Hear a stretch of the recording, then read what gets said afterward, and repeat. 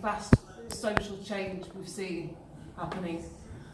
So Kim Moody's book is an analysis of these changes, specifically about the US, but I think there's a huge overlap of what we can learn about in the UK as well, and about the fundamental of the working class is to the social change that we can produce. So I'm going to ask you quite a few questions. So there's been a decades-long, one-sided class war that's been devastating for working people, and various theories have been produced to explain it. The first part of the book looks at these changes and how, to what degree, the working class has been remade by capital across it. Can you give us an overview of those industries worst affected by these changes? Okay. I just want to say a couple of things about myself, since you probably don't know who I am. I worked for many years for a publication in the States called LaborNotes. And LaborNotes is a monthly publication, but it puts on educational things for union activists and so forth.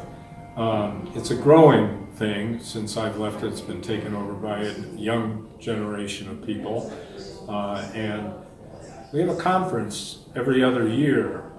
And when I was working on it, we thought if we reached 1,000 people at a conference, this was really something. These were union activists, not just lefties, militants though. And this last conference in April, this April, had over 3,000 people at it, of the sort I'm talking about. Very diverse, all kinds of immigrant workers and, you know, white collar, blue collar, you name it, they were there. So I say this because it actually has something to do with what I'm talking about and how it was possible for me to write the book. That is, all those years of being in contact with different groups in the American working class.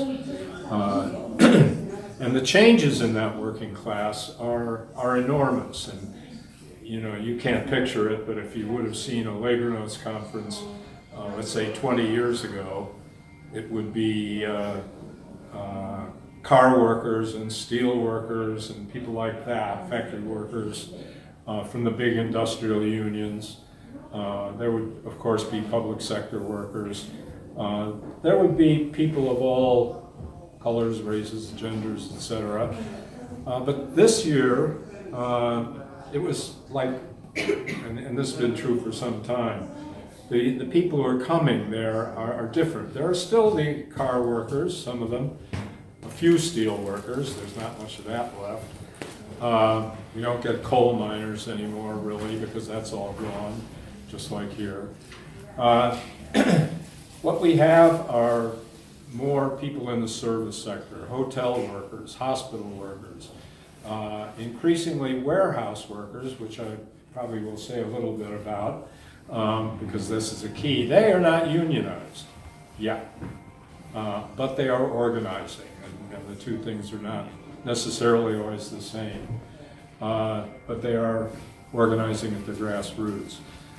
So we get more people come to these LaborNotes conferences who are not yet in unions, but who are trying to do that.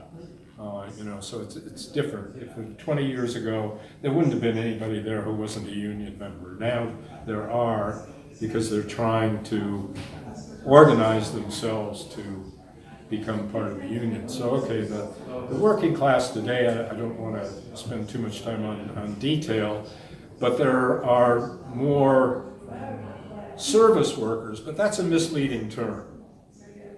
So, for example, if we're talking about transport workers, there are a lot more of those than there used to be. Truckers. The railroads almost disappeared from the United States at one point. Now they're huge again, you know, employing a lot of people. They are unionized in absolutely terrible unions. The truck drivers, UPS drivers, these kind of people who are part of this thing we're calling logistics are unionized. Again, in the Teamsters union, which is it's not a good union.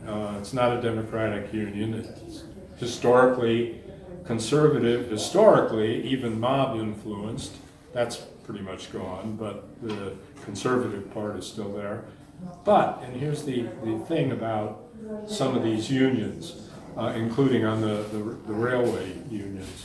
But in the Teamsters, which actually embodies two of the biggest railway unions now due to mergers, there is a rank and file movement. And there's been one for a long time, Teamsters for a Democratic Union, and this goes back to the 70s when those of us who were in the International Socialists, you might remember that label from distant times, helped to form things like the Teamsters for a Democratic Union and other rank and file groups.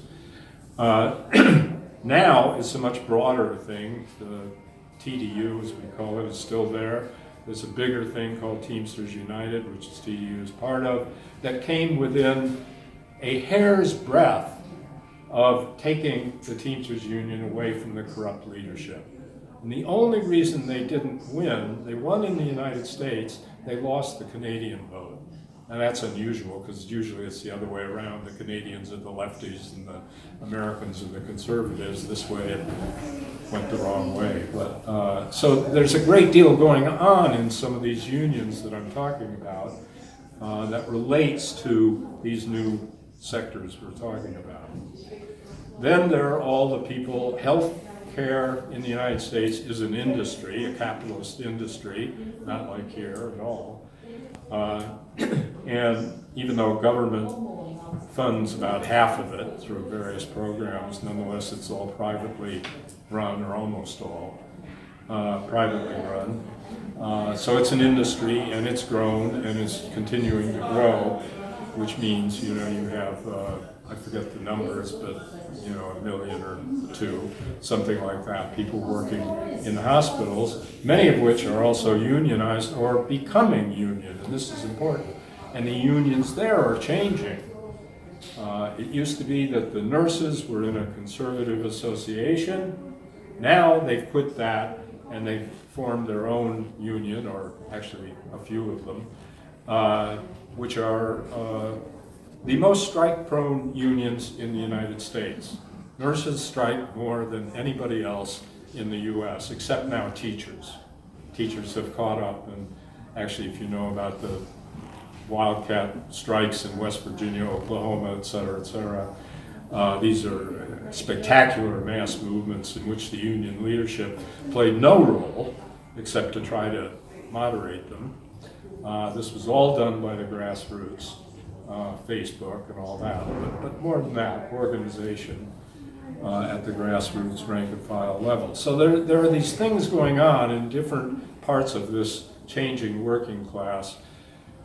Then there's the whole new immigrant section of the working class. It's like huge. Europe, all the immigrant problems that, or the right-wingers who are, you know, hysterical about immigration in Europe. This is a drop in the bucket compared to what exists in the United States. We're talking about tens of millions of people who are working class people. And who are organized in unconventional ways. Some of them are in unions, to be sure. Any of the unions I'll talk about will have a large immigrant or Latino. Most of the immigrants I'm talking about are from Mexico or Central America or Latin America, but also from other parts of the world. So the working class in the United States is more diverse, as we say. Of course, African Americans, black workers have always been there. The Latino immigrant population has grown enormously in the last 2 decades, and it's almost all working class. So, you know, we're talking about, when we talk about warehouses or hospitals or hotels, the working force in these places is going to be anywhere from 40 to 80% Latino immigrants. So this is all a change. And the significance of that, aside from the problems they run into, the racism, et cetera, the anti-immigrant feeling. All of that is in the United States, just like it is in Europe, perhaps even more so in some ways, now that the president of the country is openly engaged in that kind of activity and making it legitimate to be racist and anti-immigrant. Things are, likely to get worse, but these communities are somewhat organized, and so it's not as easy for Trump or the government or the employers to get rid of this immigrant workforce. In fact, they're totally dependent on it. If Trump ever had his way and got rid of a couple of million immigrants or something like that from Mexico, it would be an economic disaster. And, capitalism sort of knows this, which is why it's sometimes ambivalent about this question. So the working class is ethnically, racially different than it used to be. Of course, more women work than used to work, so it's also more gender diverse, if you will. And the unions now reflect this. Not only the new industries that we could talk about, but the unions themselves. For example, now 45% of all union members are women. At least a third are either black or Latino or Asian. So it's a big change from even 20 years ago. Now, what does all this mean? What I said in here about the changing working class is that you can think of this as fragmentation of the class, new people coming in, the immigrants and so forth. The old racism is still there, of course, and all of that. Or you can think of it in a different way, because these people are now all being thrown together in a way that didn't used to be true. It used to be that workplaces might be fairly highly segregated. Now they're much less so, and in some of the areas we'll probably talk about, like particularly warehousing and transportation and these things related to logistics, the workforces are almost always diverse now, so that you can't find a workplace or organize a workplace without paying attention to those kind of particular oppressions, those kind of issues, to a greater degree than used to be the case as well. So I won't go on about this, because I'm sure there are more questions, but all of the part in the book, there's two things that I talk about that I'll just mention, maybe we'll go into more later, that are relevant to this new working class. One is the degree of precarious work. I take the unpopular position that precarity, the gig economy, all this stuff is not as big as you think it is. And have done some research there, and even some here a while ago, on that. And actually, since I wrote the book, new government figures have come out which pretty much back up what I'm saying. It doesn't mean there aren't a lot of these jobs. There are millions of them in the States, of course. But they make up about 10% of the workforce. Most other people have what we would think of as regular jobs. They will work in them for several years. They're full-time jobs, or they're part-time jobs, but jobs that have always been part-time, or at least for the last half century. The point of making that point is that they're not, as some people would argue, unorganizable. They are organizable. And you could even see that here with the delivery people and some of these things that are going on. So I think that's an important thing to understand. Two things. One, that the gig economy is certainly bigger than it used to be, but it's not as big as many people like to say it is. And secondly, it's not unorganizable. It's not beyond the reach of unions if, and of course this is always the big if the unions actually got into this, if the union leaderships in particular understood the importance of this and understood new ways to organize these kind of workers. because a lot of the traditional organizing techniques don't work anymore. Maybe we can talk a little bit about that later. The other thing is that the thing that ties this all together, in my mind, is the rise of the whole just-in-time logistics system that underpins the economy of the United States and, in fact, the world economy and the British economy, too. It's a change that actually didn't exist 20 years ago, I'm going to argue. We've always had supply chains. We've always had this thing called logistics. But what changed it was the introduction that began actually quite a while ago of lean production, just-in-time delivery of everything,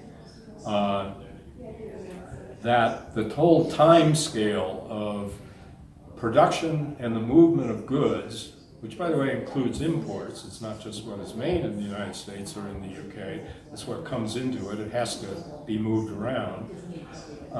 And these logistics networks affect everything. They affect every service job, not just manufacturing.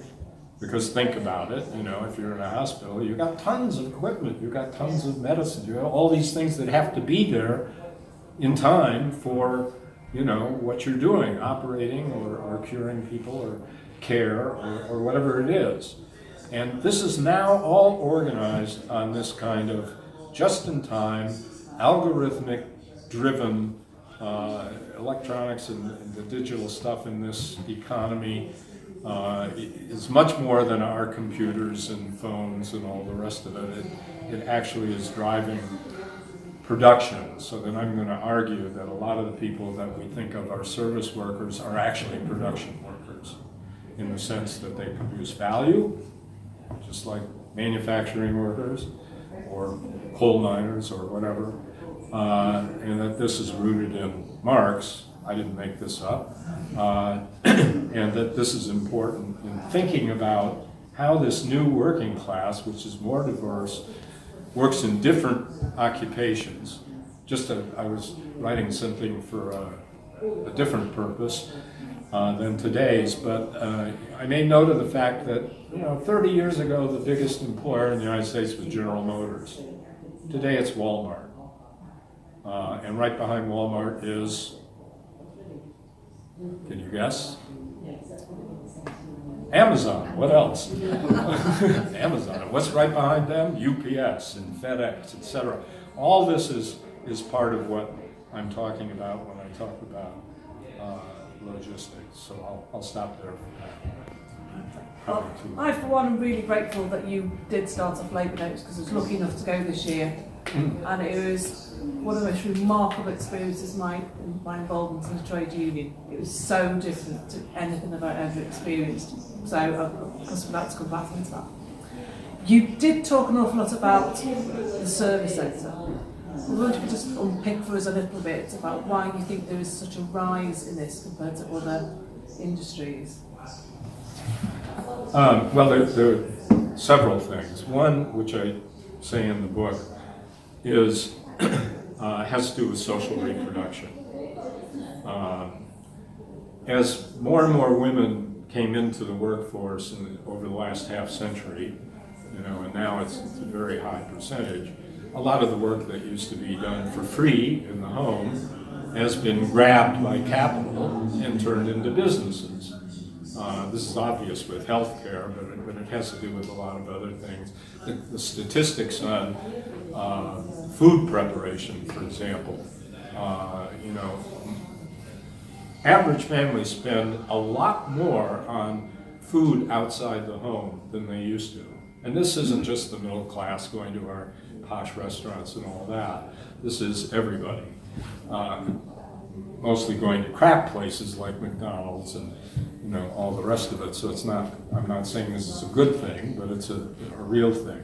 Healthcare is the big thing in all of this. The cost of healthcare in the United States is enormous, just enormous. And if you don't have insurance, or you're not on Medicare or Medicaid, which is for the extremely poor, and so forth, you're screwed, to put it bluntly.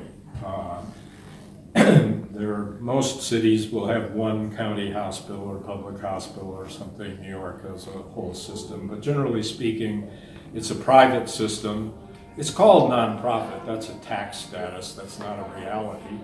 In reality, they all get a surplus. These hospitals are now giant corporations.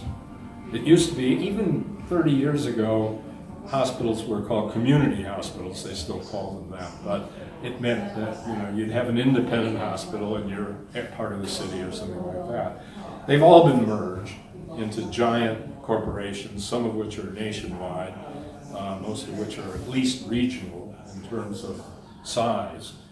So we're talking about a part of social reproduction that is now a massive capitalist enterprise, and a capital-intensive one. Because again, if you're looking at what a hospital, particularly in the United States, is, it's like, not only is it a corporate system, but these things are now giant. They've gotten bigger and bigger and bigger. And the working conditions in these places are those of a factory.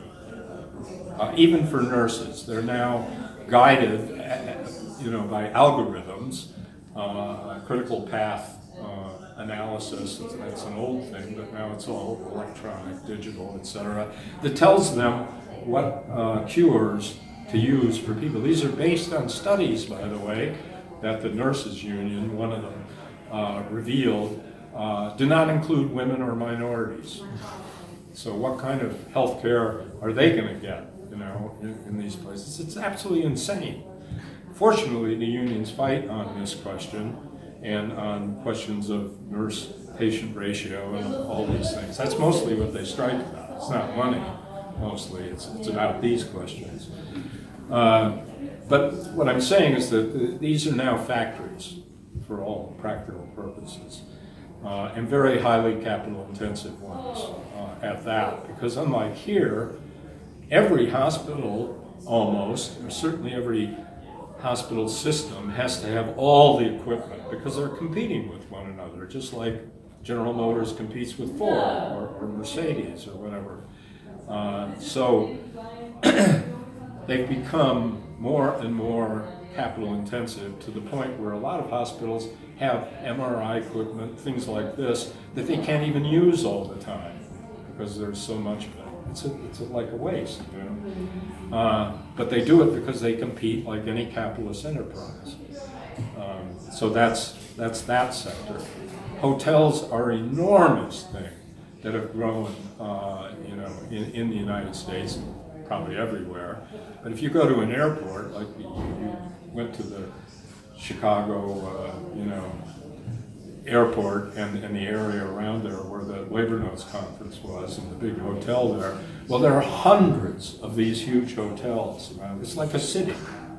But nobody lives there permanently. It's all hotels, which means there are tens of thousands of hotel workers, and hotels are organized like factories too. Have you ever been behind the scenes in a hotel? When I was in charge of organizing some of these conferences a while ago, I actually got to go behind the scenes in a hotel. You wouldn't believe what you would see back there. It really is like a factory. It's amazing. So there are these tens of thousands of workers, and they're getting organized. They're getting unionized. In Chicago now, in the city, not at the airport, but in the city, almost all of the full-service hotels are now on strike. It's like 6,000 hotel workers are on strike. So that sector has changed a lot. It's also all corporatized. And you can't tell who owns what. You think you're going to a Hilton, but it's actually owned by some private equity outfit, from somewhere else. But nonetheless, it's become, more like a traditional industrial business. And this is true. And then there's warehousing. And this is really important. The number of warehouses has grown by 2.5 times in the last 20 years. 20 years ago, there were about a little under 7,000 warehouses. Today there are 17,000 of them, and every time I look at the figures month for month, it goes up. They're just building these things because of this just-in-time delivery thing that we're talking about. This is an expanding industry. Well, warehouses now, the term is misnomer. They don't store much of anything anymore. Everything moves through them. Almost half of them are what they call cross-dock warehouses, where these are giant things. I toured some after the LaborNotes conference. I got to tour one of the areas outside the city where these new warehouses are. You just wouldn't believe the size of these things. The Walmart warehouse that I went around, couldn't get in, but went around, was bigger than any General Motors factory I've ever seen in the States. It was just massive. And what happens is the trucks come into one side of it. The workers, I got to interview a number of the workers, they have to unload this truck and then sort things out and so forth with all their, handheld computers and all that kind of thing. Then it goes to the other side of the warehouse where the trucks are waiting, and zoom, it's out. And you have to be in and out within a day. Even a day is a long time in some cases. Amazon warehouses are different, but the same idea, the just-in-time idea that the economy is in a big hurry, in a way that wasn't true even, I would say, 10 or 20 years ago. So this is an industry that has come out of almost nowhere now and is growing fast and employs closer and closer to 1 million workers just in the warehouses, not to mention all the things that are around that, all the IT and the communications and the trucks and blah, blah, blah, all the rest of it. And that's integrated with the transportation. I also saw a new intermodal yard. They're building these things all over the world too. Intermodal refers to the fact that let's say, a ship comes into Los Angeles from China and unloads its things in Los Angeles. These are put on one kind of short-term truck. These are entirely driven by Latino immigrant workers who are considered independent contractors. They are now organizing themselves. They have been for quite a while, actually, and they're getting somewhere finally. Then it will be moved to warehouses of the sort I just described, where things are sorted out. Then it goes either to the rail, which has become, as I said, much more important than it used to be. They've upgraded these things so they can go a little bit faster and they can carry double-stacked containers and all this kind of thing. And it'll go across the country, in a day or so, day and a half to Chicago. And Chicago is like the main center through which things go, but not the only one. And it's all just in time. Let me put it this way, they want it to be just in time. Actually achieving that is not always possible. The other aspect to this is that in a number of places, Los Angeles, the Bay Area, Chicago, Memphis, Louisville, increasingly in Dayton, Ohio, New York, New Jersey, several other areas, they've created what they're calling logistics clusters. And what this means is that all these things I'm talking about come together in these clusters, which are just outside the actual city itself, in what used to be farmland or suburbs, or these are brand new suburbs. In these huge areas that employ tens and sometimes hundreds of thousands of workers in the same geographic area.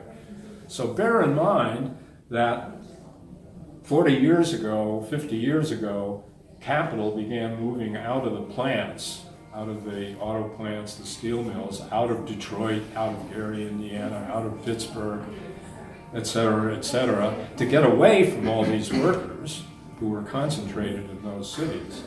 But now, in order to have this just-in-time logistics system, they've had to recreate these massive concentrations of low-paid workers. Well, not all low-paid workers, actually. Truckers, rail workers are paid quite well, at least most of them.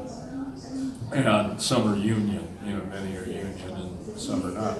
But so you have a situation around a city like Chicago in particular, or New York or Los Angeles, where you'll have, around Chicago, the last count, it's about 150,000 people work in this logistics area within, a 40-mile radius of one another. So they've recreated concentrations of essentially manual workers, that's what most of these people are, a diverse workforce, like I was talking about before, with all the social meaning of that, which in turn means they have completely transformed little towns that were small industrial towns half a century ago. And when I visited Joliet, Illinois, it's 40 miles from downtown Chicago. It has grown from about 90,000 people about 20 years ago to 157,000 now. This city was not prepared to house this many people, so you have all this new rental housing, and it's all mixed up. It happened so fast they didn't have time to segregate people. They somehow forgot that you were supposed to have blacks over here and Latinos here and whites over there. Because they wanted to rent out all these new apartments and so forth. So you have the suburbs in America have completely changed in the last 30 years. It's a remarkable, we think of the cities as being where all the people of color are in the suburbs, where all the whites ran away, a long time ago. But it's not like that anymore. I mean, the upper middle class whites keep moving further and further out into what's now called the exurbs. But many of the old suburbs now, not all of them, but many of the old suburbs now are actually very diverse communities of tenants, of renters. Very few people own anything yet. They may eventually, but they don't yet. And they work in all these places that I'm talking about, including the hospitals, the hotels, the warehouses, the trucking firms, the railroads, et cetera, et cetera. So this is a very different situation than the old unions had, even 20 or 30 years ago. And so again, the big question is, can these somewhat ossified, largely bureaucratic, conservatized unions, even the ones that are headed by people who consider themselves very left-wing, can they respond? There's a lot going on. A lot of it doesn't work, so forth. So I don't know if I answered your question or not. But You do, within the book, you do dedicate a whole chapter to this new logistics that's changing how capital works. And you sort of described the impact. Well, you could just give us a bit more detail about how that impact on the power that the working class have that the unions aren't tapping into. Right, this is the thing. Since this whole restructuring of the way goods are moved in the United States and Europe, and to some extent here as well, I can talk about that a little later on perhaps, and introduce this just-in-time thing. And since time has become a bigger factor in competition, even aside from the just-in-time thing, that is, everybody expects now to get what they want right away. You order a book from Amazon, it's there the next day. Wow, well, okay, that's an obvious example. The problem is every company that's in any kind of business wants the same thing. So it's not even just in time. It's faster and faster. All right. The problem with that, and it's all connected. There isn't one logistics network. There are thousands of them, but they overlap. They're all totally vulnerable. And so vulnerable are they that there's a whole, they invented 20 years ago, not even 20 years ago, it's maybe 16 years ago, a whole new academic field. They used to have what was called supply chain management. That was a field that had been around for decades. But after the turn of the 21st century, they came up with what is called supply chain risk management. And what this is about is the vulnerability of all this logistics networks.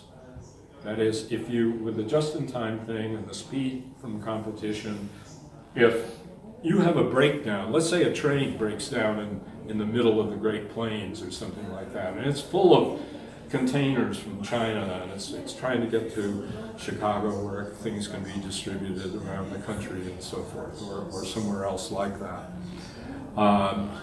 If it breaks down, even for a few hours, everything that comes after that breaks down too. And I've been reading the literature on this, not only the books, which are hysterical to read. What you get from the academic articles and the articles by managers, by practitioners of this stuff, what you get is something akin to hysteria. They are really, this is costing them billions. Every little glitch that happens, and according to some management surveys, the biggest glitch of all is what? Can you guess? Labor. Not labor, I wish it was. We're working on that. No, it's IT.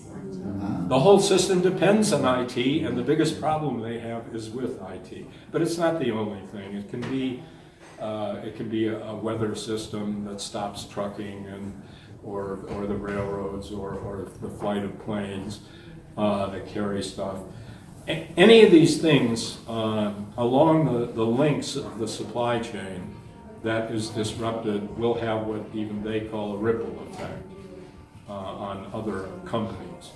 So the question becomes, well, in organizing, let's look back to one of the biggest organizing things in the history of American labor in the United States, and that was the sit-down strike in Flint, Michigan of auto workers, car workers in 1937. They had been trying to get General Motors to sign a contract, the new union at that time, United Auto Workers, for months, and the company wouldn't budge. Well, some workers, most of them socialists or communists, both, didn't like each other, but they managed to work together on this one, organized to take control of one plant. It's called Chevy 4. Chevy 4 made all and I can't remember what the part was, but it made all the parts for General Motors, Chevrolets made in Flint, Michigan at that time. So they discovered that by hitting the right place, you could close down most of the company. When strikes in the auto plants happened in the 90s, one plant at a time, each one of these, there were about 20 of them, 19 of them closed down the whole GM system from Canada to Mexico. Just one local union, one plant closing down. Now that's what I'm talking about here. The power is there. And by the way, all those strikes won. This company looked at this, oh my God, we're losing sales, we're losing production. And one plant, oh, well, we can make concessions to one plant, all right, we'll give them the 400 workers extra that they asked for. And later, of course, they'll take them away, but that's another story.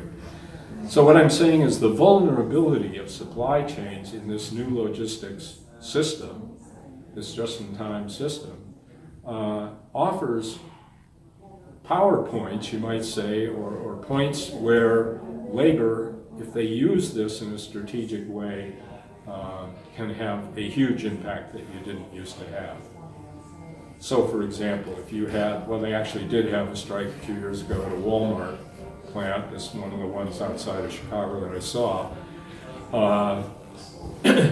And when it closed down for even a few days, Walmart stores all over the Midwest couldn't get their things to sell. They couldn't get their products. And it happened very fast.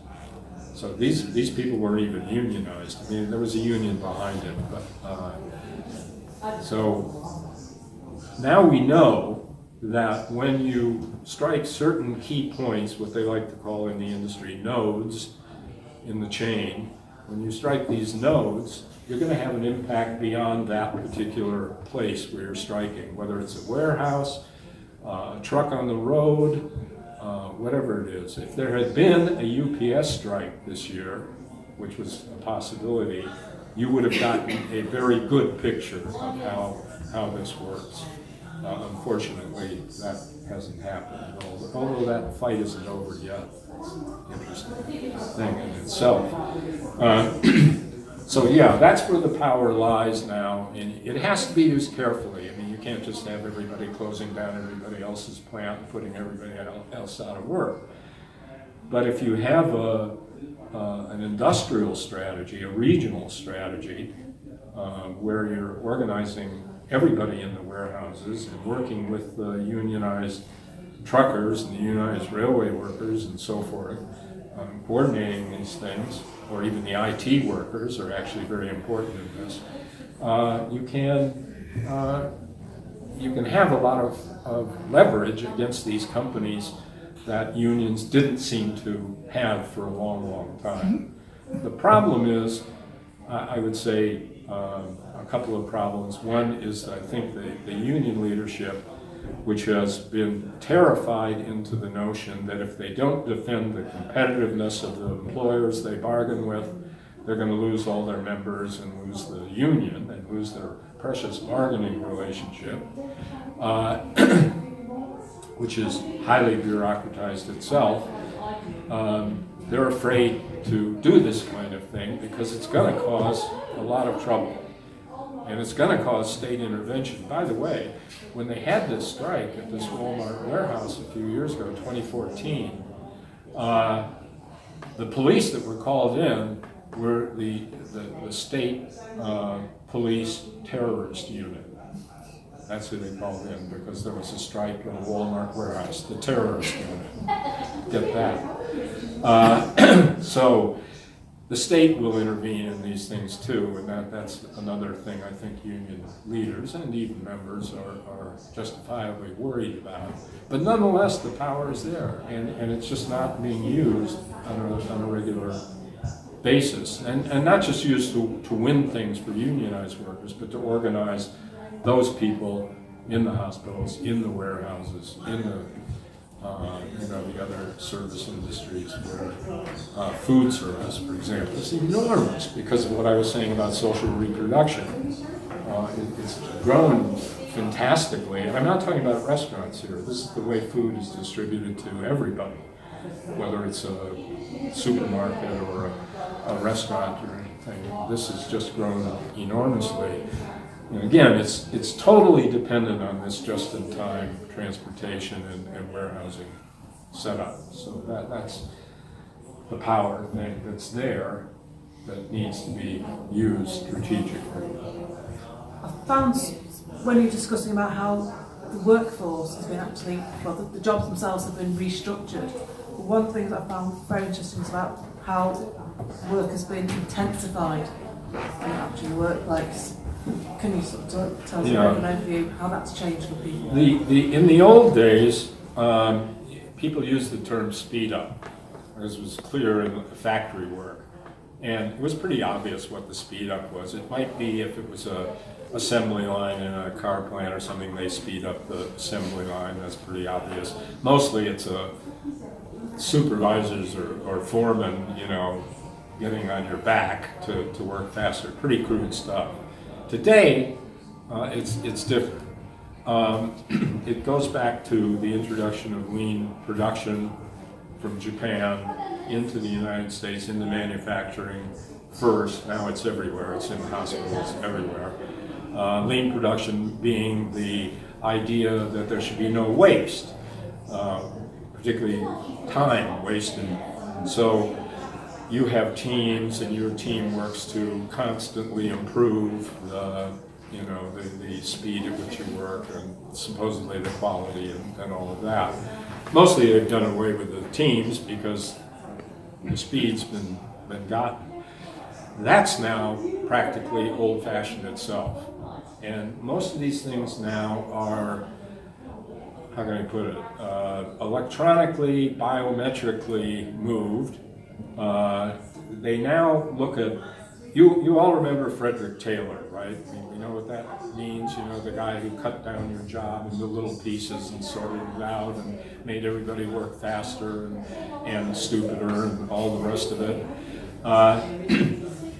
He looks pathetic compared to what they do now, because now they measure what you do down to a nanosecond. They measure your body functions. When a UPS driver sits in his or her van, they are measured for 200 functions. 200 functions, many of which are bodily functions. They want to know, you know, your heartbeat. They want to know your temperature, all these different things.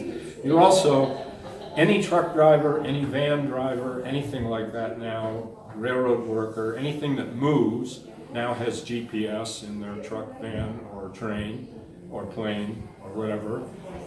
And GPS, nurses are now have to have a GPS badge in the hospital so that management knows where they are all the time. Imagine that. They haven't got it to teachers yet, have they? No. They're working on it, believe me. And so all these kind of new, relatively new, some of them are actually quite new. The radio frequency identification is another relatively new one that you wear, or somehow, or maybe if you have one of these handheld computers or whatever it is, they can track where you are at all times. I was talking to some a while ago, telephone works. I used to be a telephone repair engineer in New York City. When we started work during the day, you got in your vans, everybody went to the nearest coffee shop and had breakfast for an hour, including sometimes the foreman, and that's the way it went. Now you can't do that anymore because every movement you make with your van or even on foot is being tracked. And this is the way it is in warehouses, in hospitals, hotels, all these places I'm talking about. Probably a lot of places I'm not thinking of at the moment. And so yes, we've become a algorithmic workforce that is driven in this manner. And you know, it isn't just that they know what you're doing, it's that the jobs are now redesigned according to the information that they accrue through all this ability to see every bit of you that you didn't even know you had.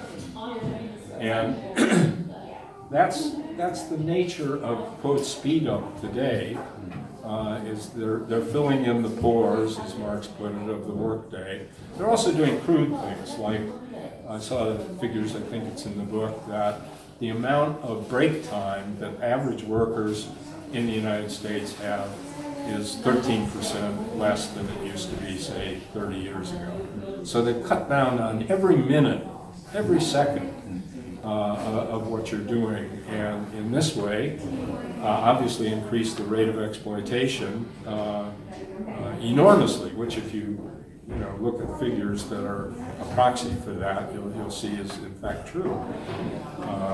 So that affects profitability, of course, in a positive way. Although the capital investment needed to do some of this kind of contradicts that, but that's another story. So yes, the whole way work is measured, guided, and enforced has changed radically again in about 20 years, less than a generation. And it continues to change in this direction as lean production, in its modern sense, most contemporary sense, moves from one occupation to another. We've had teachers in New York who have written articles about lean production in the schools. So it's everywhere. Before I bring you to how your book relates to the UK, I would like to ask about, in your book you frequently name and condemn racism, but you don't elaborate very much on the details of it. How would you say it's being used to prevent social movement? Well, first of all, racism is so historically, structurally, institutionally in every pore of American society that, it's only really a question of what kind of use capital or the state or politicians make of it. These divisions are all still there. The ideology of racism, the institutional aspects of it, despite all the victories of the civil rights movement, the women's movement, all these things, racism and of course sexism, but we're talking about race at the moment, is still a very powerful force in the hands of employers. And they still use it in the most crude ways imaginable. I'm talking about all this electronics and all this fancy stuff, but when it comes down to a lot of this, it's very crude. And it's crude because most workplaces, as I think I said earlier, are much more integrated today than they were, half a century ago or even less. So how does management deal with that? Well, they deal with it in some of the most crude ways you could absolutely imagine. I mean, everything, from just assigning black people to the worst jobs or Latinos to the worst jobs, or assigning Latinos that they don't like to a job where your English has to be perfect and theirs isn't. I mean, all kinds of things like that. I was interviewing these Walmart workers. They were themselves mostly black, and I said, well, describe to me, how these crews that unload trucks and load them, what is this like? And they said, well, the first thing about it is, Walmart puts all the blacks over here and all the Latinos over here and the whites over there. So they're running segregated work crews in 21st century America with all the laws that says they can't do this and everything else. So a lot of it is just absolutely blatant. And the problem is, unions have learned more than they used to know, or used to want to deal with these things, that they need to deal with these things. But the way this comes down in the average workplace is not so much that your steward, if let's say a foreman or a supervisor calls a black worker, a Latino worker, some racist slander or racist word or something like that, which goes on all the time, by the way. There's nothing unusual about that almost. Instead of ordinarily you would hope that the steward would take care of that. Well, some of the time they do if they're good stewards, and particularly, of course, if they're black or Latino stewards. And even good white stewards will do this and everything. But the way most of the racism and sexism in the workplace today is dealt with is through legalistic channels. People will go to the EEOC, that's the Equal Employment Opportunities Commission, a government thing set up in the 60s and 70s to deal with these kind of issues. I was looking at these figures. There are about 90,000 cases filed each year, most of them about race or secondarily about gender. And so what black people, women, or Latino people, or other minority groups are doing in the workplace is, instead of going to the union, and particularly if it's a bad union that just doesn't want to hear about this, after all, this is divisive. We can't have divisive things. We can't be specializing in helping, black people or something versus sort of white members and blah, blah, blah. Everybody's equal, right? So what they're doing, black workers are doing, or women are doing, is filing things either through the courts. I don't even have figures on that. But in the EEOC, it's now about 90,000 of these a year. And these go on for a while, so you're talking about tens and tens of thousands of these cases that are affecting, I can't say every workplace, but certainly any workplace of any size that has a diverse workforce, you're going to find people filing with the government or with the courts. So that what should be part of class struggle becomes instead a legalistic thing that involves lawyers and bureaucrats, and maybe your union bureaucrats too, but mostly not. So that's a real failing of the unions. This also shows, though, that people are actually trying to fight. I mean, they have these channels now that they didn't have once upon a time, and they are trying to use them. But it's a sad story on the state of the unions and the working class generally, that you have to use these legalistic channels. You have to get a lawyer and spend all this money and blah, blah, blah, and all the rest of that. So that's how people are resisting these things. I was just reading a thing somebody I know wrote about UPS in a couple of years ago. And things are happening there, like not only obvious harassment of black workers, or sexual harassment of women. This goes on, of course, all the time. But things like racists, we don't know whether they're management or workers themselves, they'll put a hangman's noose on the locker of a black worker. This is associated with lynching in American history and so forth, in other words. And the workers who are trying to fight that thing, and mostly that particular union, the Teamsters, just didn't want to hear about it. And so they have to go through the government again or courts or something. So management maybe didn't do the noose thing, but management tolerated it. And that's an important thing to keep in mind. What they're not doing, they're often tolerating for the well-known purpose of keeping workers divided. There's a long history in business of the consciousness of business leaders about the need to separate the different groups. It used to be like, well, don't put a Yankee in there because they're too self-confident.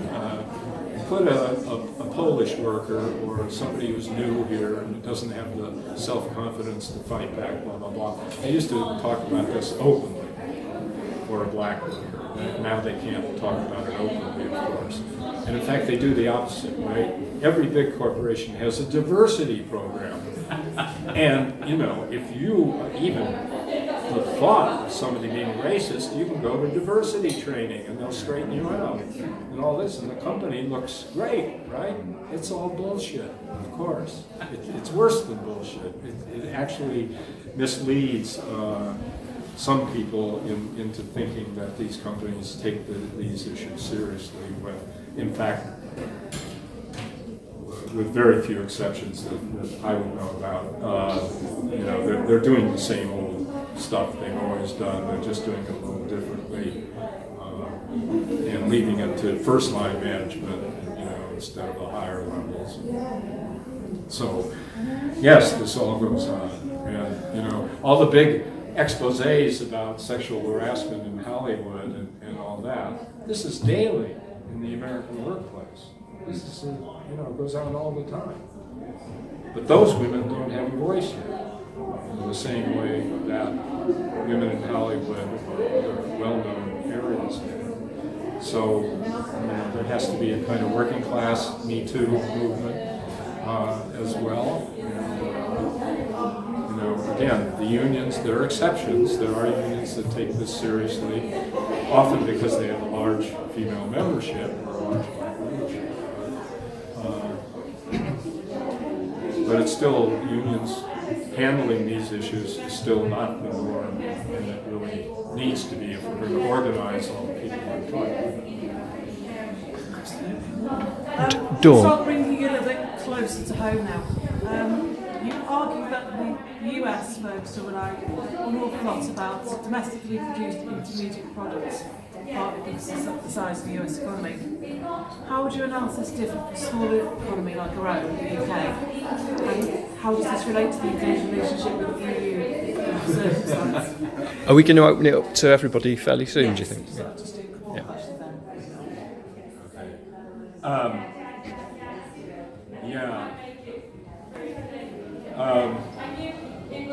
The import of, I don't have figures for the UK, but I think the BMW executives kind of let you know the story here, that Brexit's going to be enormously disruptive to these just-in-time supply chains, not only in manufacturing, but to supermarkets, John Lewis, you name it. All these companies depend on getting these products they're going to sell or make, in good time. And if you do introduce, we don't know what's going to happen with Brexit. It is such a mess that it's hard to even know what to say about it. But it's almost certain that there's going to be a certain amount of disruption in these supply chains, almost no matter what. And I think it is true that the UK is now, more than it used to be, more dependent on manufacturing imports than what it produces domestically. This is less true in the United States, more true here. Probably less true on the continent, although actually between countries it's true on the continent. That is, things are produced. A long time ago, the big auto companies in Germany and France outsourced a lot of stuff to Eastern Europe, and so it's still there. And the logistics thing too. Somebody we know is a Polish woman who worked in a warehouse here for a number of years and had a lot of interesting things to say about that. Is now back in Poland working in an Amazon warehouse in Poland that distributes nothing to Poland and everything to Germany. So you get an idea of how that works in Europe. Again, I don't have the figures for here, but this has to be a problem for capital, which of course means it will be a problem for the rest of us, since they always find ways to shift their problems onto the rest of us. Particularly, I think, in the car industry, which has always been dependent on parts from Eastern, a long time, parts from Eastern Europe and so forth, and even from France, actually, not to mention China. So I think, yes, this will be a problem. Maybe the good side to it is it'll kind of wake up maybe the union leadership to the fact that, oh, well, if this thing can disrupt all this, maybe we can find a few, use some of this to our own advantage, maybe. I mean, I've got lots more questions, but does somebody from the floor would like to ask any questions?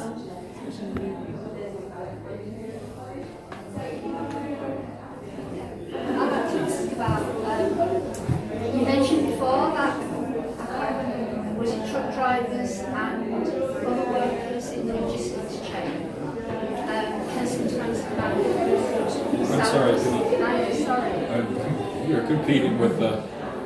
Right. You said before that in the logistics chain, there are certain workers who can command quite a high wage, quite a good salary. And so what you're in, and you also mentioned something about how the whole argument about whether service workers can produce, sorry, I'm not very good with the economics terms, but the surplus value, whether they can produce surplus value. And so it seems that there's like a hierarchy of people who are in the service sector. The ones with the massive power, the logistics workers, they're well paid, so they're kind of like bought off. But then the nurses, and especially people like social care workers that care for the elderly and the sick and disabled, then they're on really low wages, aren't they? So and also the only power they seem to be able to get together is, like for example in the Chicago teachers strike, where they've got the whole community behind them, and that's where their power came from. So it's a bit of a mixed up question really, but do health workers and education workers produce surplus value, or are they just making sure that workers are ready to go back to work the next day? I mean, Amazon factories are shunting commodities, like washing machines, all stuff like that around, aren't they? So that's a slightly different, is the surplus value in that kind, in that commodity?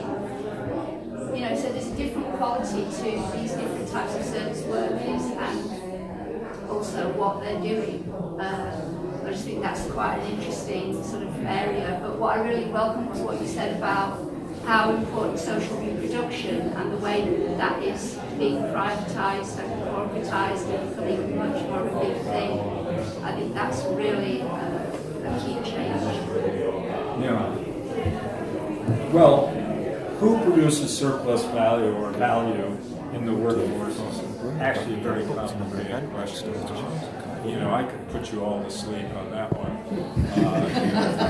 half an hour or so. But I would argue that most of the workers that move things, not just make them, and Marx says this pretty clearly throughout the 3 volumes of Capital, that, you know, transportation workers, as long as things are moved up to the point of realization, to the point of sale, in other words, these people produce value. Now, whether a nurse produces value or not depends on where this nurse works. So here, nurses are public sector workers, so they don't produce value. Obviously, they're necessary, that's not the question. Whether you produce value or don't produce value is not a moral question. It's not, one isn't superior to the other. You know, you need them both. They're both exploited, I would argue, but that's something else. Private enterprise, like the American healthcare system, yes, they are producing value. They are producing the profits of these corporations, not just the nurses, of course. I mean, the whole workforce. But, so it kind of depends where you're placed in the economy.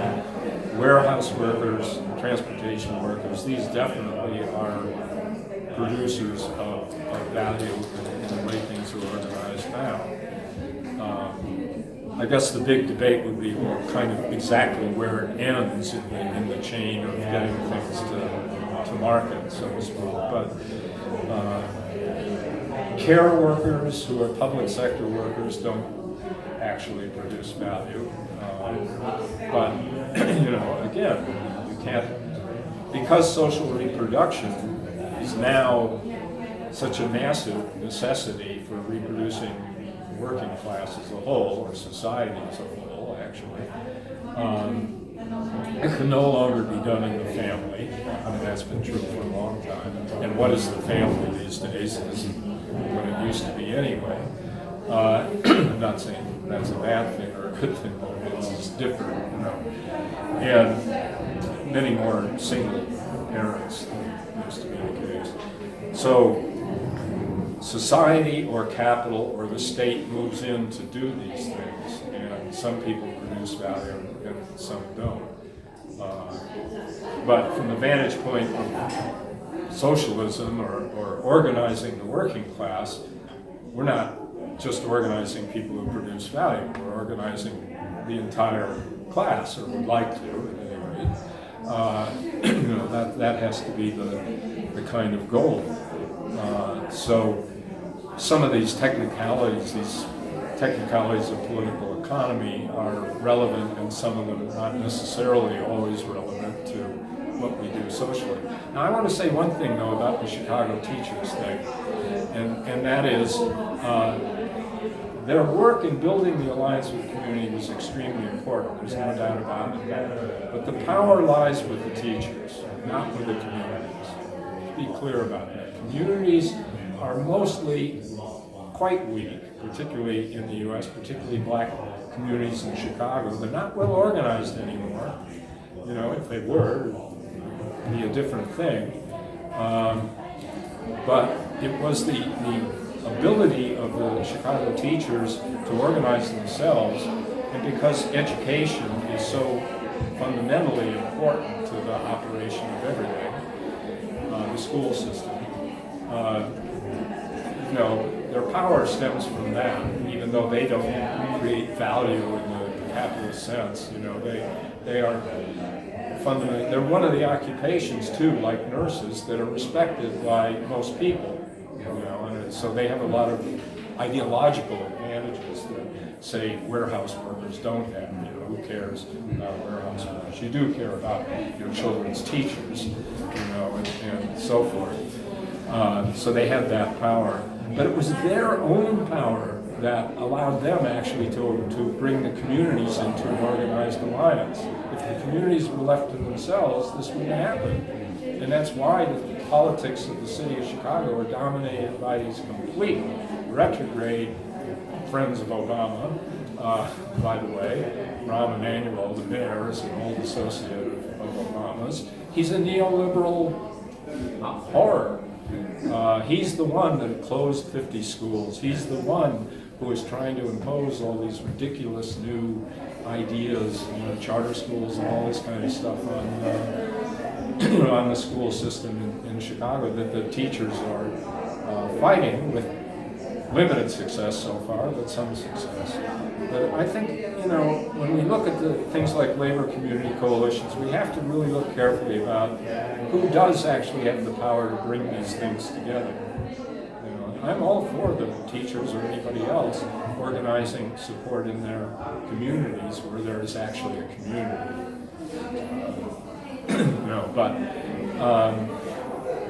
But usually there has to be a center of power that is attractive enough to make that viable. And usually it's the workers in the workplace. Not always, but usually. And definitely in the case of Chicago. And again, you look at this strike in West Virginia, teacher strike. You saw some, you probably talked to some of the teachers there. One of them came to London, actually, a few weeks ago, and it was in July. And two of them came, and I met with them, one of them at LaborNotes. And we were talking about the detail of how they did that and who they were able to move and mobilize. First of all, because they didn't just bring the teachers into the strike, they brought the bus drivers, the catering workers, everybody that worked in the school or around the school into the strike situation, which means you automatically almost brought in more of the community. And because teachers are respected generally, they were able to garner a lot of community support, which means ultimately some kind of political leverage, which is why the completely reactionary Republican-dominated state legislature collapsed and ultimately gave in to most of what they were asking for. First of all, because they had no idea where this thing was coming from. It's like such a surprise to everybody.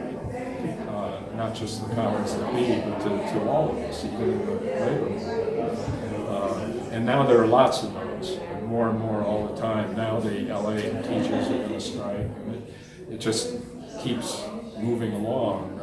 Teachers now have a national rank and file caucus in their unions. There are 2 unions. So things moving along. But I would just say that we have to be careful when we think that the power comes from the community. If communities were well organized, working class communities were well organized, that might be the case, but generally speaking, they're not. That's the problem. Do you have any more questions?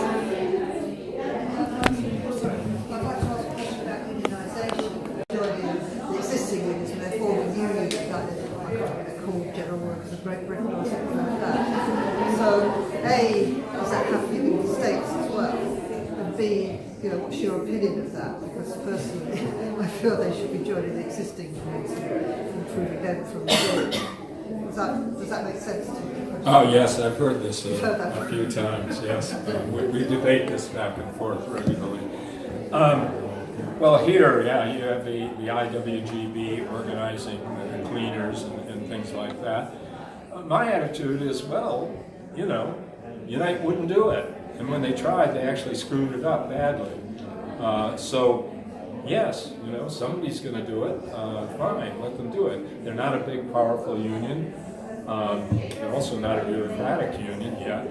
And so there are some advantages to that. In the States, this is not so prominent, even as it is here. The IWW has organized some university bookstores and things like that.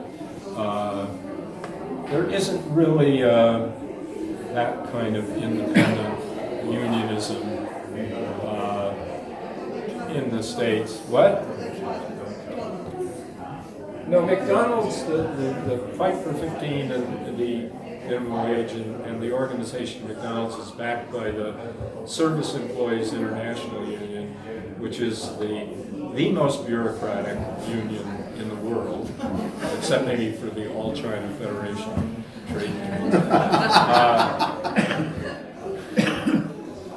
I mean, really, the local unions in the Service Employees International Union now typically cover 3 or 4 states. States, not even towns or cities, states.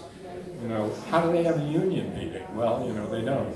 I mean, you have local ones and little things, this, that, and the other thing, but they don't have union democracy, even to the degree that other unions do. So the way they organize the McDonald's thing is what we sometimes call the faucet approach to things. That is, you turn it on, and the movement comes out for a couple of days, and there's maybe a strike and a lot of demonstrations, and then you turn off the faucet from above, and everybody's back at work, and then you do it again next year, and you do it again next year. People don't get organized, but they do actually win some wage increases and things like that. So that isn't a new union, that's a very old union doing its very old act.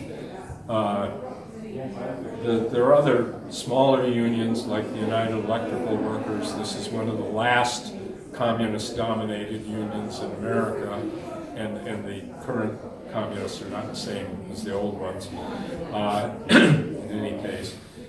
They do a lot of good stuff. They're organizing these warehouse workers outside of Chicago, not yet into a union, because they knew if they did that the traditional way, it would lose. But by just having them do various different things, and they have an organization called Warehouse Workers for Justice. And because it's not a trade union, it's not subject to all the laws that unions are burdened with. So they can do certain things that even a union workforce would have legal difficulty doing. So that's kind of a new and different thing, but it isn't really a new union, it's actually a very old union. I can't really think of a good example of the kind of IWW sort of syndicalist unions, despite that tradition in the U.S. being large at one time. It's not a big thing there. Maybe it will be, I don't know. We now have a big socialist movement in the United States. Last time, if I'd spoken here 6 months ago, we wouldn't have. Now we have the Democratic Socialists of America, which before the 2016 election that Bernie Sanders ran had 7,000 members, and today they have 45,000 members. There hasn't been a socialist organization of any description in the United States of that size for generations, and it is actually having an impact. I'm going to be speaking on a Skype-type conference call, which may include 50 to 100 DSA labor activists, so we'll see how this goes. Whether some of them are going to try these new things, I don't know. But things are happening. I was interested in what you said about what had happened with manufacturing in the US, that people thought that jobs had been moved offshore, but the main driver of job loss was increase in productivity rather than jobs being offshored. But I was struck in the UK, we have exactly the same argument. I think the numbers are a little bit different, but fundamentally the same argument. But I was wondering, you mentioned about people feeling threatened, will my job be safe if we fight too hard against the boss? And in the UK, certainly a lot of manufacturing trade unionism is dominated by a kind of partnership or unitarist approach where people feel the main threat to them is their boss's foreign competitor rather than their boss. Objectively, you'd say those workers had a lot of power in terms of their ability to disrupt a lot of value, but because of that, it seems quite conservative. And I wondered where you thought that put them in terms of your view of how we could build power, because you talk somewhere in the book about kind of trying to build out along the supply chain, but if you've got the heart of the supply chain quite conservative organisation in manufacturing, how does that work? Good question. Yes, I think if you look at unionized manufacturing, remember now in the States maybe 12% of manufacturing jobs are in unions. I mean, it's gone way down. Not only have a third of the manufacturing workforce disappeared, over the last decade or two, but the unions have lost their presence even. Never mind their power, their presence in much of manufacturing, because in the car industry, which used to be highly organized, the big three, GM, Ford, and Chrysler, are still unionized, but the new foreign companies, Nissan and BMW, Mercedes, et cetera, Toyota, are all non-union. And the union has tried to organize them and failed again and again. And it comes back to what you just said. The leadership of the United Auto Workers, which is the union that would do this, is completely into partnership with the old big three American companies on the grounds that they will lose their marketplace and hence their jobs and blah, blah, blah. Not only to foreigners that are abroad, but to the foreign companies that are called transplants in the U.S. And so on and so forth. When they go, I saw this firsthand several years ago, when they go to these southern auto plants that are owned by German or Japanese or Korean companies, in this case it was Mercedes, the line that they take and that they have the in-plant committee, the workers themselves take, is that, oh, we don't have any problem with the company. This is a fine company. We just want to have a voice in this partnership. Well, this is about as exciting, as a damn squib. And so they lose these elections again and again because they're not motivating people to fight the boss, frankly. It's that simple. They're saying, don't fight the boss, have a voice, And, it sounds funny, but I mean, this is actually and they've had this partnership, and this partnership with the big three American companies includes what's called jointness. They have joint committees all up and down to keep the union officials busy talking to management about nothing, and on the one hand, they have built these multi-million-dollar centers for training. Well, what are they training people to do? To be better skilled? No. They're training them to play games with management so we all know we're in the same boat, and blah, blah, blah. All this kind of new management thing, human resource BS, and all the rest of it. So they're spending millions of dollars, the companies are spending millions of dollars on this thing because they know that it keeps the union tame. And that's the reason, not only why they make concessions throughout the industry, this fear of competition and their partnership, but also why they can't organize the rest of the industry. Even though those workers in the South are under the same kind of intense work intensification, that the workers in the northern plants are. So that's, this whole partnership ideology that grew up in the last 30 years and still is being practiced by some unions is because it's not only that it disables the bureaucracy, it disables the membership, because they're saying to the membership there is no alternative. That we either work for this company to survive in this terrible global world of competition, or we go under. And GM almost did go under a couple of years ago, saved by the government, of all things. So, yes, this is a big problem.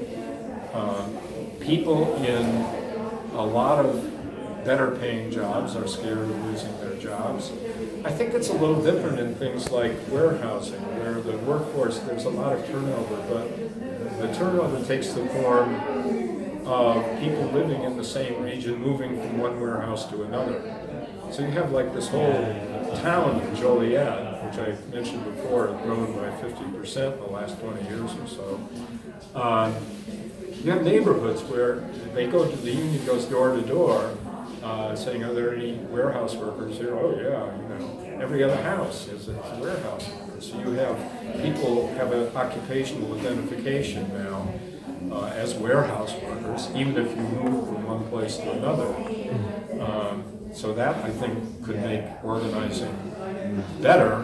And they're not afraid of losing their job. I mean, they can be, but you can always get a job in the next warehouse because they're always building new ones. To the point where actually now these working class towns are saying, for God's sakes, don't build any more warehouses. We've got hundreds of trucks coming through our streets. The pollution is unbearable. The union's actually working with communities to fight the building of the next bunch of warehouses because it's so damaging to people's health. But they're not afraid of losing their job in the same way. Same with hotel workers. They tend to move in areas, the same area, but from hotel to hotel. There are always openings. And if you organize them, not hotel by hotel or workplace by workplace, but in an industrial fashion, try to organize all the non-union ones more or less at once, then you can take advantage of it. The turnover doesn't hurt you the way it would if you were just organizing one place at a time. It varies from industry to industry, but I think generally there is a lot of fear, particularly in manufacturing. The other thing, of course, is about warehousing and trucking and hotels and hospitals and food processing. These can't be moved abroad. They're there. So you don't have this kind of, oh yeah, well, we're going to move your truck to China. No, you're not. And the warehouses, it's not that they can never move, but they're not going to move very far from the embedded rail and road systems on which they're dependent. And they themselves now are such a vast amount of sunk capital. This is an important part of the analysis, by the way, that so much of this development in the last 20 years involves sunk capital that there's not going to be a lot of moving away. Amazon will build new warehouses. They do, just almost like one every day or something. It's absurd in new places. But the basic clusters, logistic clusters, and these other types of things I'm talking about, they really can't be moved. They serve hospitals, serve the community, blah blah blah, and so forth. So this workforce, in that sense, is not susceptible to a lot of the globalization things that was so debilitating to manufacturing workers everywhere, not just the U.S. Yeah, I want to come back to the question of the teachers, because they don't really have the kind of strategic power of being able to stop a whole production chain. And yet their strikes this spring and early summer were quite extraordinarily inspiring. And they clearly depended on a very high level of organisation. I think in the West Virginia strikes, every one of the counties of West Virginia was on strike, which is an incredible achievement. Absolutely. And clearly not done by the union, but by the teachers themselves. And I wondered if you could say anything more about, what you know about how they organise and what we might learn from that, and what the risks are also for the future. Well, it's, I understand it from talking to some of them at LaborNotes, but also the ones I met in London and what I've read about it. The first thing is that you actually had to have certain places where people were fairly well organized and knew what they wanted. And this has to do with the state legislature and how things work for teachers in most states in the United States. There's no national system or anything like that. It's county by county, education board by education board, but it's all dependent on state money. So that was the strategic choice, was to focus on that. And so there was a common idea to begin with in these places. Well, they got on the Facebook thing, and that's you talk to any of them, and, it's all Facebook is is the big thing. But also, if you talk to them a little longer, they'll also say, well, Facebook wasn't enough. We had to have organization in each county, 55 counties in that state. Each county had to be organized to do that, and that meant face-to-face organization, people actually building something there. Statewide coordination, okay, a lot of it over Facebook, but they said a lot of it was over the telephone, the old-fashioned telephone. You had to call up somebody so that you could actually talk to them right away, and go back and forth, in a faster way.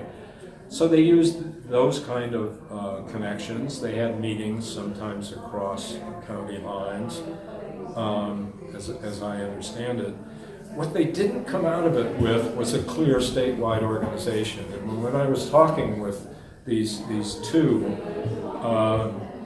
that's what they were looking for. They were sort of, they had talked to people at LaborNotes, and they were talking to me, and they were talking to whoever they could talk to about, well, how do we get out of this network, which we have, how do we get organization? The two things are not the same, right?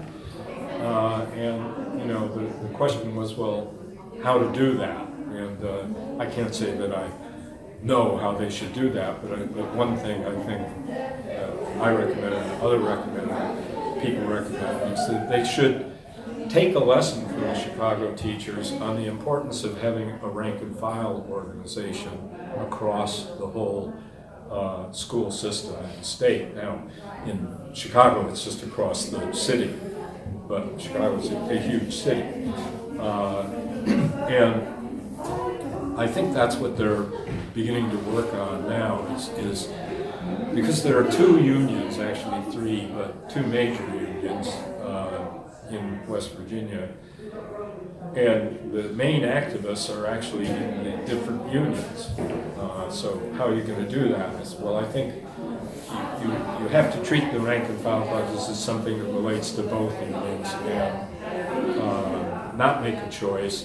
But the important thing is that the rank and file organization has to have its own independent life and ability to act. It's kind of like the old Clyde shop stewards, insofar as the leaders struggle, blah, blah, blah, whatever it is, And so I think they, are trying to do something like that. But it was clear that when they had come out of this, they didn't have an organization. It was interesting what they said, too, was that after the strike was over, the union leaders tried to reassert their authority, which was not well received by most of the active strikers. And all of a sudden, as one of them put it to me, the union leaders reverted to type, meaning they became very conservative again. Oh, don't rock the boat, you got these things, don't, carry things too far and all of that. And so they feel strongly, I think, or at least the ones I've talked to, I'm sure there are a lot of differences on this, but that they have to have an organization that, while they're part of the union in a way, the organization itself has to be independent. Just as CORE, the rank and file group in the Chicago Teachers Union, was independent of the leadership in the way they organized, before they took power. Of course, now they're in power, so things are more complicated. But so I think, you know, that's the direction that I suspect they will take. I don't know about the other states where this has happened. It would be tragic if no new level of organization came out of this, if it was just fell back into the leadership of the existing two major unions, because neither of those unions you know, are really prepared to conduct these kind of fights themselves. I mean, it's just not in their DNA. And whether this will create a movement within those unions to change those unions is another question, and I think an important one as well. But maybe you talk to them as well. I'm in the executive, so I am union. I think we've got time for one more question. Oh damn, I've got two. Sure. So in the book, you've identified these nodes where there's potentially a lot of power, but the strikes that we're seeing, you just talked about, other people talked about, tend happen in nursing, happening in teaching. Maybe it's just me. We're not seeing a lot of strikes happening in these nodes yet. I mean, you've talked about some of the difficulties, and there are loads more that you haven't talked about today. But there are loads of reasons why that might be. But I'm just wondering, there's lots of places in Britain as well where there's potential for strikes to be powerful, but they don't always happen. Do you think that it's something that's going to develop? That there's signs that there's something developing there, or is it just that you're pointing the movement in the direction that look, there's potential power here if we organise? I also wanted to ask. Talk about, I think it's regulating capital. So that's the companies that are in the lead. They're doing the best, and every other company is trying to aspire to get to that level. I'm wondering, and this might be a reach, but it's just something that I've been thinking, whether that in itself creates some leverage over the company, because presumably if there's a prolonged strike in any one of those regulating capitals, they fall back relative to their competition. So does that in itself mean that at some point, not just the kind of the short-term loss of however many days of production, but the thought of losing next to, or having a reputation of not being reliable next to one of the other regulating capitals, does that create some potential leverage? Yes, it does, very definitely. The problem with that, I'm a big fan of Howard Botwinick's book on this, where he goes through this in great detail. But the big problem with it is it's very hard to identify who that is at any given moment. You could say in the old days it was General Motors, and yes, that's why for a long time the union had a great deal of leverage over in that industry over General Motors. Precisely because they were afraid to lose their position to Ford, or Ford to General Motors, back and forth. Today, looking at, say, the car industry as an example, it's not so clear who that is. It's probably, just a wild guess, Mercedes, but I'm not sure. But your point is basically right. The regulating capital is key to understanding competition in the industry and the distribution of surplus value, etc.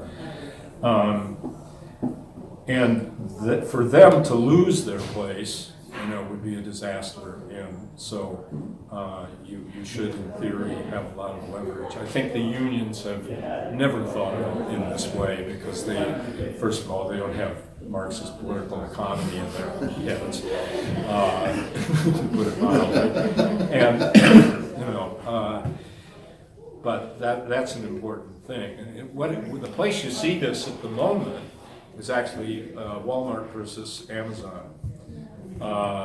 you know, Walmart is now the biggest employer in the U.S., as I said, with Amazon close behind. And even though they do slightly different things, although Walmart is moving more and more into e-commerce to compete, I would say Amazon is the regulating capital in retail, generally speaking. And they are probably not afraid of losing their position at the moment, but if they had to begin to face strikes and things like that, there certainly would be, and it would be a problem because it would open an opportunity for Walmart and others to invade their space in the e-commerce sector, which is like burgeoning, you know, it's still small, but it's growing very rapidly. So, yes, I think you have a point. On power, I didn't really answer Colin's thing about teacher power or nurse power. They don't have the same kind of power that truck drivers or factory workers or whatever have, because they don't stop production in a sense, but they do stop production, and that's the thing. It's the production of social reproduction, or an aspect of it, by groups that I said are respected. In the case of teachers, their leverage is actually a strange one, but it's not directly on the state that employs them. But if schools close, you know what happens. You know, all the parents suddenly have their children at home, and it's a catastrophe for everyone. They can't go to work, which makes it a bigger social problem. So they do have actually a strange kind of leverage that everybody pretty much knows about. Yeah. With nurses, it's more complicated. We should get into the question of, well, you know, are people going to die during the strike? And they have answers for this, by the way. I mean, this is a real debate. And the unions did not back down in the face of this, which is quite interesting. You know, what they're saying is, well, look, we're striking for these ratios. We're striking for good care. You know, people die all the time in these hospitals, and if we don't get this, more people will die. So don't tell us that if we go on strike, somebody's going to die. You're killing people by imposing these kinds of speed up on us and so forth. That's their answer in general. Whether it satisfies everybody or not, you know, who knows, but it seems to work. Yeah. Partly because they, again, nursing is a respected occupation. You know, you have to take advantage sometimes of these ideological things. So there is power there, though. It's just of a different kind.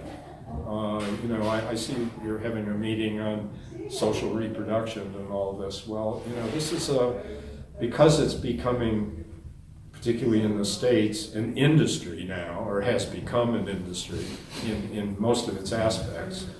A lot of these kind of questions about the power or the relationship of workers to the services that are granting become important, and how the unions approach this is strictly important. The problem with the major teachers unions in the United States is that A, they do not take on the question of the nature of the education system anymore. There was a time when they did. They don't do it anymore. They accept the neoliberal reforms for education.